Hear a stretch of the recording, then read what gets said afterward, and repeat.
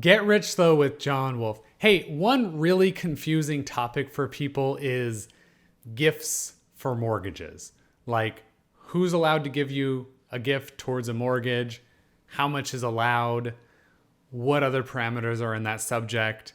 And sometimes, and how you set it up. And this is very nerve-wracking for a lot of people. So I want to go over this. Okay. So first of all, assuming that you're allowed to give a gift towards someone's mortgage, how do you do it?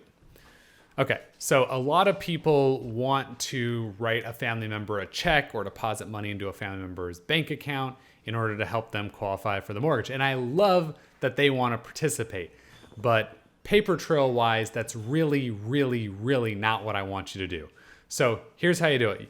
Once you've decided that you're going to give a gift or you're going to get a gift, make sure that the amount is clear and when the money is to be expected is clear.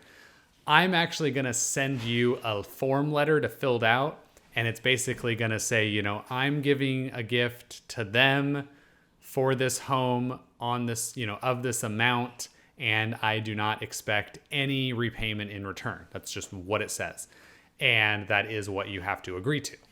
So let's talk about how much of a gift are you allowed to give and who's allowed to give it. Okay, so this is actually really specific to loan type, credit score, and other things, but somebody theoretically can gift you up to the entire down payment and closing cost. Now, there are restrictions on that, and you have to pass other rules to do that. So what's a more realistic amount? Most people will not have any trouble being allowed to gift half of somebody's down payment. That's usually not a problem at all. But to do more than that, we do have to review if everything's allowed about that. And that varies a ton by loan type and credit score. So it's not a simple question to answer. And I don't want to get too far in the weeds here.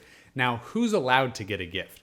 Now, this is both the most confusing and fungible part of this entire discussion. So the easy answer of who is allowed is, a direct bloodline family member, no problem. Then it gets a little bit weird. So a lot of people are surprised to find out that a close personal friend is also allowed to give a gift. But it's complicated. You have to write it's not very complicated, but the relationship has to be of a certain parameters. You have to write a gift explanation of how you know each other. But let me give you an example of the most ridiculous relationship that I have gotten a loan funded on. And that was, we met them playing Pokemon Go 3 years ago, and they became our roommate, and now they want to give $15,000 toward the purchase of our home. That explanation worked. Now, that person did share a room for 2 years, and we were able to show that the person giving a gift paid one of the utility bills at that home.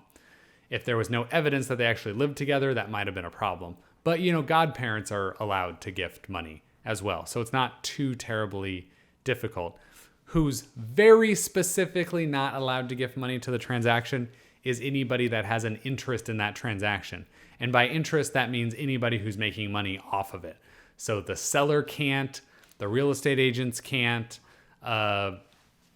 any person doing work on the house to make it fit to be livable for the purchase contract can't, things like that.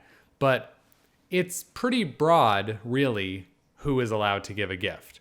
Now, if you want specifics about your case, because stuff does get weird and complicated, reach out to me, John Wolf at Caliber Home Loans.